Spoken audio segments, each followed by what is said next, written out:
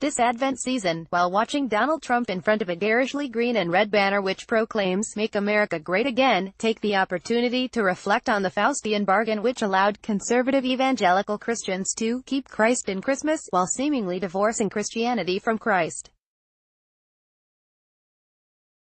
That Republican supply-side economics, exemplified by Paul Ryan and Mitch McConnell's cruel tax reform, contradicts Matthew chapter 5 verse 3 is clear. That Trump's draconian immigration policy, which involves splitting families apart, violates the essence of Exodus chapter 22 verse 21 is obvious. And it shouldn't have to be said that the new nationalism, this new fascism, with its blood and soil metaphysic, stands in opposition to the sublime universalism of Galatians chapter 3 verse 28. For those 81% of white evangelicals who voted for Trump, and more troublingly for the profoundly inhumane, greedy, wrathful ideology that he embodies, and who have seemingly forgotten their scripture, I have another passage to remind them of Matthew chapter 4 verse 10.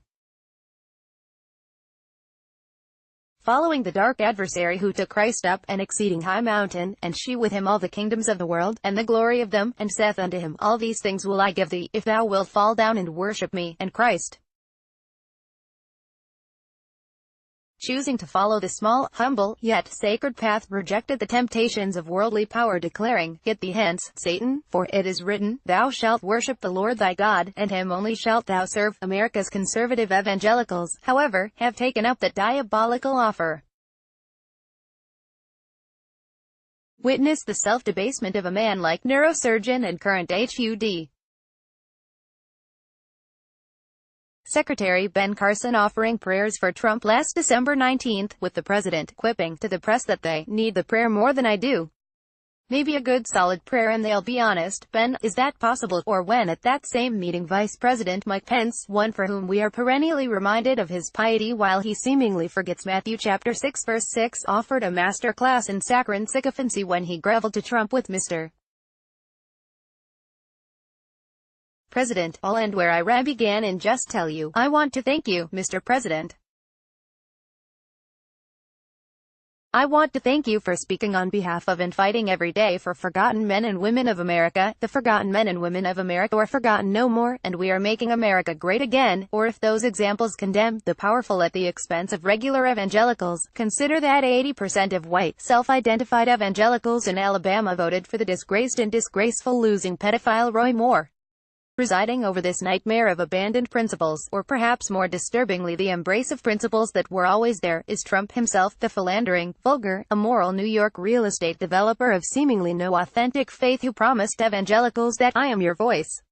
The Public Religion Research Institute reported that over the past 5 years the percentage of white evangelical Protestants who said that a politician who commits an immoral act in their personal life could still behave ethically shot up from 30 to 72%. The percentage saying such a politician could not serve ethically plunged from 63 to 20%. The difference, it would seem, is a certain Fifth Avenue resident who promised them that, if I become president, we're gonna be saying Merry Christmas at every store. You can leave Happy Holidays at the corner. What easily bought faith? In 2017, all it takes for many right-wing Christians is to be taken to the top floor of Trump Tower, be shown all the kingdoms of the world, and they'll gladly prostrate themselves before an idol for a bit of temporal power. Christianity, by its own definition, is a countercultural faith, one which stands in opposition to the things of this world while still being in this world. But humans being humans, the history of the religion is replete with moments where Augustine's city of man has overwhelmed the city of God in the heart of the believer. From Constantine's usurpation of the Roman Church to Henry VIII's appropriation of ecclesiastical power, Christians have been more than willing to sell their allegiance for 30 pieces of silver. Trumpian Christianity is but one chapter in a long lineage of hypocritical capitulation of principle to sovereigns in the name of worldly power. A supreme irony, for one of the most important aspects of the constitutional principle of disestablishment is that it preserved the independence and sanctity of religious practice from the machinations of a meddling state. But while there is a long custom of right-wing evangelicals belly-aching about their perceived oppression, when such calls for religious freedom are often really just a justification for denying the rights of others, there are now no compunctions about jumping into bed with the most manifestly irreligious of presidents in modern history, for whom the only scripture is that of Norman Vincent Peale's prosperity gospel combined with an endlessly renewable faith in himself, regardless of what reality dictates. There is an irony in all of this. Since the resurgence of politicized evangelical Christianity with the ascendancy of Ronald Reagan, many apocalyptic-minded conservative Christians made a sort of prophetic parlor game out of conjecturing who the potential Antichrist could be. Figures from Hal Lindsey to Pat Robertson, Oral Roberts, and Jerry Falwell often fingered world leaders or liberal politicians as being in league with Satan. An irony, since if the Antichrist is supposed to be a manipulative, powerful, smooth-talking demagogue with the ability to sever people from their most deeply held beliefs, who would be a better candidate than the seemingly indestructible Trump? Well, I don't believe in a literal Antichrist, and to accuse Trump of being one gives the president far too much credit. At his core he is simply a consummate narcissist with little intelligence and less curiosity, one who has somehow become the most powerful man in the world. And that's certainly dangerous enough without invoking anything supernatural. Still, it's surprising that evangelical Christians, who for years preached about such a figure, seem to lack the self-awareness to identify something so anti-Christian in Trump himself. Or worse yet, they certainly recognize it, but don't care. I don't wish to engage the "no true Scotsman" fallacy. Conservative Christians presumably arrived at their faith and their conclusions for their own reasons, and the fact that I disagree with them on a litany of issues, theological and political, from abortion to taxes, does not invalidate the legitimacy of their own faith. But there is something undeniably strange and supremely hypocritical in seeing the embarrassing spectacle of religious leaders bow to such a spiritually illiterate man, a moral midget.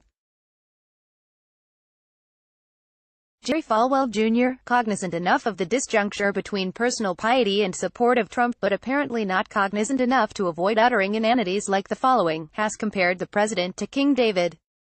That is to say that he acknowledges Trump's copious personal failings, and steadfast refusals at contrition for any of them, but sees the president as a tool of the Lord meant to enact Christian policy, and so it behooves evangelicals to support him. One imagines that whatever makes it easier for the good Rev. Falwell to sleep better at night, but perhaps he is the sort of man whose sleep is untroubled, for hypocrisy has a handy ability to cleanse the conscience.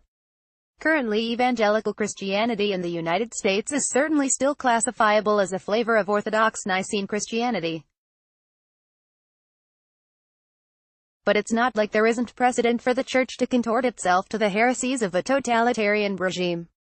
Consider the promulgation of an Aryan, positive Christianity, in the Third Reich, in which all Jewish elements of the faith were expunged, and the Gospels rejected in favor of a deadly and noxious blood and soil ideology, where this Führer is the herald of a new revelation. This consolidation of all the Protestant denominations of Germany featured no Apostles' Creed, or Nicene, rather only allegiance to the state, a complete capitulation to the prince of this world and an assent to the temptation upon that desert mountaintop.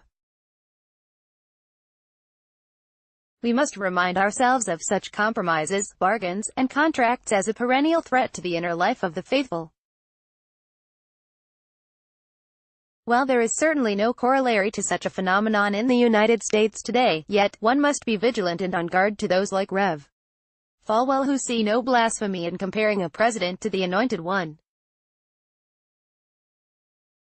Trump is arguably the logical culmination of some strains of right-wing evangelical Christianity in America, from the political theology of dominionism to the hermeneutics of presuppositional apologetics, dogmas which see no inconsistency to rendering all to a Caesar whom they have declared to be a Christ. We may have yet to see the arrival in the United States of a type of powerful, theocratic, fascistic Protestant phalangism enabled by the opportunism of a Trump, and which makes the traditional Christian right look positively liberal. And with the global rise of the new nationalism, there is a disturbing degree of collaboration between rightist religion and racist ideology, from the orthodox mysticisms of those in the Kremlin who follow The crackpot historian Alexander Dugin to Stephen Bannon, who wishes to preserve his understanding of Christendom not because all of us are children of God but because only some of us are white. Christianity, when allied to the powers of the world, has a way of promulgating distinctly anti-Christian beliefs. Do not read me as hyperbolic. The threat is global, powerful, interconnected, and real. When 60,000 Polish fascists marched in November, promoting a Poland without Muslims and Jews, they chanted, "We want God," a phrase from a speech delivered in Warsaw by Trump earlier that year. Nazi-positive Christianity was countered by the resistance of the Confessing Church, the underground network of pastors and parishioners who operated in opposition to the glorification of worldly power as represented by the regime. One of the greatest of souls and theological intellects was the Confessing Church minister Dietrich Bonhoeffer, martyred by the Nazis at Flossenburg concentration camp in 1945. Witness to the rise of compromised fascist Christianity in his own country, he aptly diagnosed the equivocations and capitulations some Christians were willing to make in order to sup at the table of power, but he also understood that from a theological perspective there should be nothing surprising about this. He explained that for evil to be disguised as light is quite bewildering to anyone brought up on our traditional ethical concepts, while for the Christian who based his life on the Bible, it merely confirms the fundamental wickedness of evil. But even while acknowledging the fundamental wickedness of that evil, Bonhoeffer stood in opposition to it, and lived a life testament to that gospel. So, this Advent, if you're looking for a bit of the promise of that first Christmas, consider this: whenever some persons trade their faith for the treasures of this world, elsewhere a remnant of true faith always seemingly endures. A faith that answers power with mercy, hate with love, a shout with a whispered prayer. It's written that nobody can serve two masters, even as many evangelicals seem content to try and serve God, mammon, and darker gods aside. But a compromised faith, a tainted faith, an implicated faith can only flourish for so long, and genuine faith can never be extinguished. Writer and scholar Bert Gerstenschlager writes for our current moment that, in the midst of propaganda and gospel, we must resist, with love where there is hate. Resist with kindness where there is abandonment. Resist with grace where there is cruelty. Resist with justice where there is impunity. Resist with knowledge where there is ignorance. Resist with truth where there are lies. Advent is our season. For if Bonhoeffer and the Confessing Church provide us any Advent succor, it's this: even at the darkest of hours, when faith seems all but extinguished, a faint light can still glimmer so that we may see. And to those implicated, those collaborators, those who've traded faith for power, and those who chant, "We want God," consider that you should be careful what you wish for. God may be precisely what we get.